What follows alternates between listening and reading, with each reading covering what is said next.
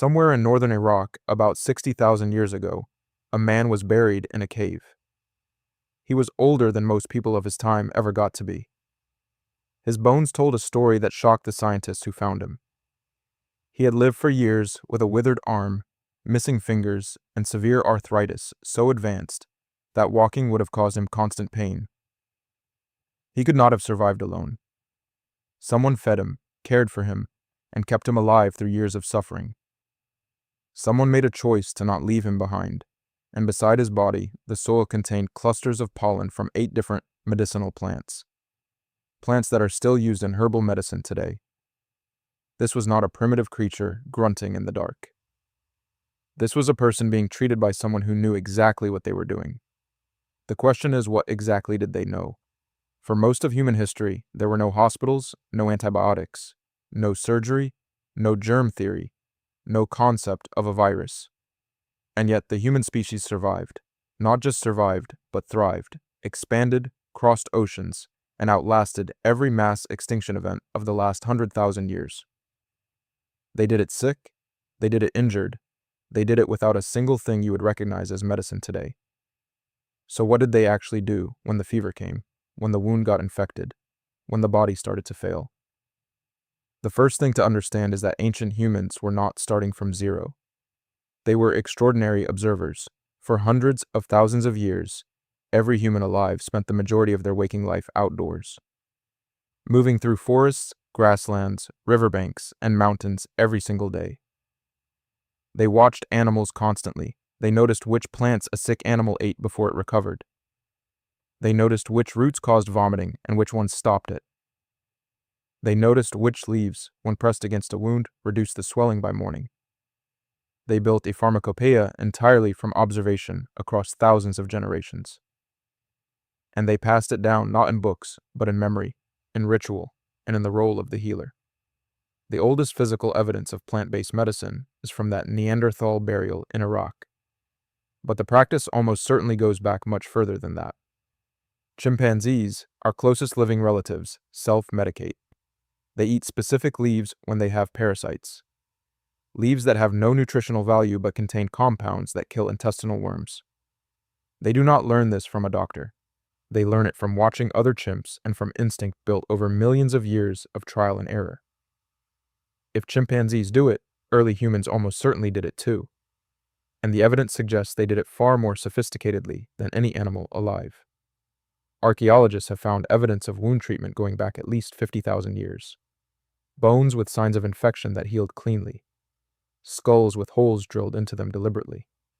A procedure called trepanation, where the bone around the hole shows regrowth, meaning the patient survived the operation.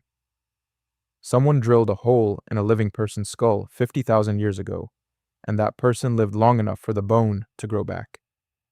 That is not luck. That is knowledge applied with precision. The plants they used were not random guesses. Willow bark, which contains salicylic acid, the active compound in aspirin, was used across multiple ancient cultures on different continents with no contact between them. Turmeric, garlic, honey, and yarrow, all of which have measurable antimicrobial and anti-inflammatory properties, appear in ancient medical traditions from Europe to Asia to the Americas independently. The same discoveries made separately across thousands of miles and thousands of years, because the plants actually work, but medicine was never just physical for these people. This is the part that tends to make modern people uncomfortable. For ancient humans, illness was not a mechanical failure of the body. It was a disruption of something larger, a break in the relationship between the person, the community, and the forces that govern the world around them. The healer was not just a herbalist. The healer was a navigator between the visible and the invisible world. And this was not irrational thinking. It was a remarkably effective psychological system built around something we now have hard clinical evidence for: the power of belief on the physical body. The placebo effect is not a trick. It is a measurable physiological response. When a person genuinely believes they are being healed, their brain releases endorphins, reduces cortisol, modulates immune function, and accelerates recovery in ways that are now documented and repeatable in clinical trials. Ancient healers did not know the mechanism behind any of this, but they had 50,000 years of observation telling them that the ritual worked, that the patient who believed they would recover was more likely to recover, that the community gathered around the sick person changed something real inside the sick person's body. They were right about that. There is also something else that modern medicine is only beginning to fully understand. Ancient humans had almost no chronic disease, no heart disease at the rates we see today, no type 2 diabetes at the rates we see today, virtually no obesity anywhere in the archaeological record. Their teeth, where they survived, show decay rates dramatically lower than modern humans, despite zero dentistry.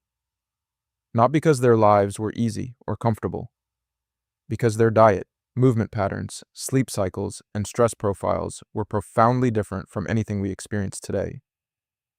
They ate no processed food.